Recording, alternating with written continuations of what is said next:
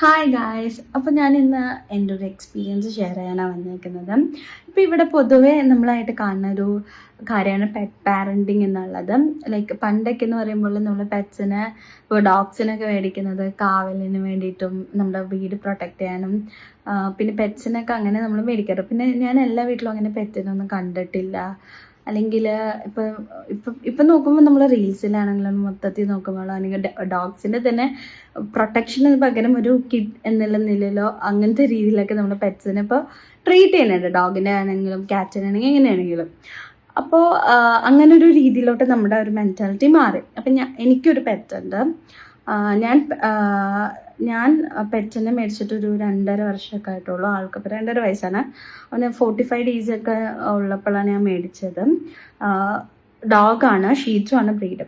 അപ്പോൾ ഞാൻ പൊതുവേ പട്ടികൾ ഭയങ്കര പേടിയാട്ടോ. എനിക്ക് പട്ടി അങ്ങ് ദൂരെയാണെങ്കിൽ ഇവിടെ നിന്നേ പേടിച്ചു തുടങ്ങും. എനിക്ക് തൊടുന്ന ഇഷ്ടം പൊതുവേ എനിക്ക് പെറ്റ്സിനെ അല്ലെ ആനിമൽസിനെ തന്നെ അങ്ങനെ തൊടുന്നൊന്നും അങ്ങനെ ഇഷ്ടമല്ലാത്തൊരു കൂട്ടത്തിലാണ്. കാരണം എനിക്കെന്തോ അവർ തൊടുമ്പോൾ അതങ്ങ് എന്തോ ഒരു ലൈക്ക് അതങ്ങ് സെറ്റാകത്തില്ല, അങ്ങനെയാണ്. അപ്പോൾ ഞാനിങ്ങനെ ക്യാറ്റാണെങ്കിലും ഡോഗാണോ ഒന്നിനും അങ്ങനെ തൊടാറോ അടുത്തേക്ക് പോകാറോ ടാറ്റ് ചെയ്യാറോ ഒന്നുമില്ല.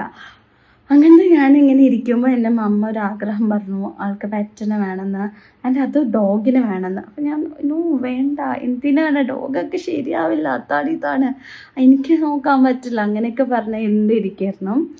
അപ്പോൾ അമ്മ പറഞ്ഞു ഇല്ല നമുക്ക് മേടിക്കാം, നമുക്ക് നോക്കാമെന്നൊക്കെ പറഞ്ഞിട്ട് ഞങ്ങൾ ലാസ്റ്റ് മേടിച്ചപ്പോൾ ഭയങ്കര കുഞ്ഞത്. എനിക്ക് വലുതിനെ തന്നെ തൊടുന്ന ഇഷ്ടമല്ല, അപ്പോൾ കുഞ്ഞതും കൂടെ ആകുമ്പോൾ ഭയങ്കര ഡെലിക്കേറ്റ് ആണല്ലോ. അപ്പം ഞാൻ എന്ത് ചെയ്യും എന്നൊക്കെ പറഞ്ഞിട്ട്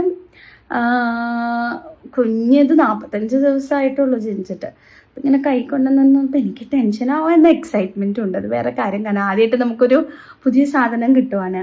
അപ്പോൾ ഇതുവരെ നമ്മൾ ടെസ്റ്റ് അടിക്കുന്നത് ലൈക്ക് ഒരു എക്സ്പീരിയൻസ് ചെയ്യാത്തൊരു സംഭവം എനിക്ക് വരാൻ പോണത് പെറ്റെന്ന് പറഞ്ഞാൽ. നമ്മൾ പണ്ടൊക്കെ ഈ മീനെ വളർത്തണം എന്ന് പറഞ്ഞിട്ട് കുറേ മീനൊക്കെ മേടിച്ച് വളർത്തും, അത് പിന്നെ ചത്തുപോകും അതിനെ നോക്കാൻ അറിയാത്തതുകൊണ്ട്. അങ്ങനെ അല്ലാണ്ട് നമുക്ക് ഈ പെറ്റിനെ വളർത്തിയിട്ടൊന്നും ശീലമല്ല. അപ്പോൾ ഭയങ്കരമായിട്ട് ടെൻഷനായിരുന്നു, എങ്ങനെ വളർത്തും അറിയത്തില്ല കേട്ടോ. അപ്പോൾ ഇവൻ വന്ന് ഫസ്റ്റത്തെ ഡേ തന്നെ ഇവനങ്ങ് മടിയിലിരുത്തിയപ്പോൾ ഒരു വല്ലാത്തൊരു ഫീലായിരുന്നു. ലൈക്ക് ഒരു പ്രത്യേക ഫീലായിരുന്നു. എനിക്കത് മനസ്സിലായി എന്തുകൊണ്ടാണ് ഈ പെറ്റ് പാരൻറ്റിങ് ഇൻക്രീസ് ചെയ്യണമെന്ന്. നമുക്കൊരു കമ്പാനിയൻഷിപ്പ് ആ ഒരു ഫീൽ എനിക്ക് വന്നു. അത് കഴിഞ്ഞ് പിന്നെ ഞാനും ഇവനും ഒരു ഭയങ്കര ബോണ്ടായിരുന്നു. മേടിച്ച സമയത്ത് ഇവനായിട്ട് സെറ്റായി പോലെ ഇവനെ എനിക്ക് തൊടാൻ പറ്റില്ല അങ്ങനത്തെ ഒരു ഫീലാണെങ്കിൽ ഇപ്പം നേരെ ഓപ്പോസിറ്റാണ്. അവനില്ലാണ്ട് പറ്റില്ല എന്നൊരു ഫീലാണ്. ലൈക്ക് ഇപ്പം നമ്മുടെ വീട്ടിലൊക്കെ അവനിങ്ങനെ ഗ്രൂമിങ്ങിനൊക്കെ കൊണ്ടുപോകാൻ വീട്ടിലുണ്ടാവില്ലല്ലോ. അപ്പം നമുക്ക് ഭയങ്കര ഒരു ലോൺലിനെസ് ആണ്.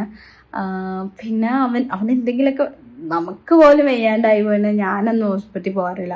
പക്ഷെ അവന് വയ്യാണ്ടായപ്പോൾ എടുത്ത് ചാടി ഹോസ്പിറ്റലിൽ കൊണ്ടുവന്നു, കാവലിരിക്കുന്നു. അവന് പ്രാവശ്യം വയ്യാണ്ടൊക്കെ ആയിട്ടുണ്ട്, കരച്ചിൽ പിഴിച്ചിൽ അങ്ങനെയൊക്കെ ആയിരുന്നു. അപ്പോഴെനിക്ക് മനസ്സിലായത് എന്തുകൊണ്ടാണ് ഈ പെറ്റ് പാരൻറ്റിങ് എന്ന് പറയുന്നെങ്കിൽ പെറ്റ്സിനെ നമുക്ക് ഇത്രയും ജീവന്ന്. ഇറ്റ്സ് മെയിൻലി ബിക്കോസ് അവർ നമ്മൾ അൺകണ്ടീഷണലായിട്ട് സ്നേഹിക്കും. ഒന്നും വേണം നമുക്ക് നിന്ന് എക്സ്പെക്റ്റ് ചെയ്യത്തില്ല, ഒന്നുമില്ല. ലൈക്ക് ഇപ്പം ഞാൻ കരഞ്ഞാൽ അത് നമ്മുടെ അടുത്ത് വന്നിരിക്കും, നമ്മളെവിടെയെങ്കിലും ഇരിക്കും, മൂടിയായിരിക്കുമ്പോൾ ചിരിക്കുക നമ്മളെ മുഖത്ത് നോക്കി, അങ്ങനത്തെ ഒരുപാട് കാര്യങ്ങളുള്ളതുകൊണ്ടാണ് എനിക്ക് തോന്നുന്നത് ഈ പെറ്റ്സിനെ നമ്മൾ എന്തുകൊണ്ടാണ് കൂടുതൽ ഡിപ്പെൻഡ് ചെയ്യണേ എന്നുള്ളത്. ഇപ്പോൾ എനിക്കൊരു വിഷമം വരുമ്പോഴോ അല്ലെങ്കിൽ എനിക്കൊരു അൺകണ്ടീഷണൽ ലവ് അത് കിട്ടുന്നത് അവൻ്റെ നിന്നാണെന്നൊരു ഫീല് നമുക്ക് വരും.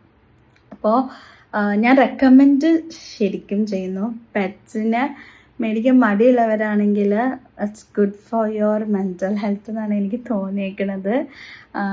നമുക്ക് ഒരു കമ്പാനിയൻഷിപ്പ് ഉണ്ടാവുന്നത് ഏറ്റവും നല്ലതായി എനിക്ക് തോന്നി. അപ്പം നിങ്ങൾ ട്രൈ ചെയ്യണമെന്ന് ആഗ്രഹമുള്ളവരാണെങ്കിൽ ഒന്ന് മേടിച്ച് ട്രൈ ചെയ്ത് നോക്കാൻ നല്ല പാടാണ്.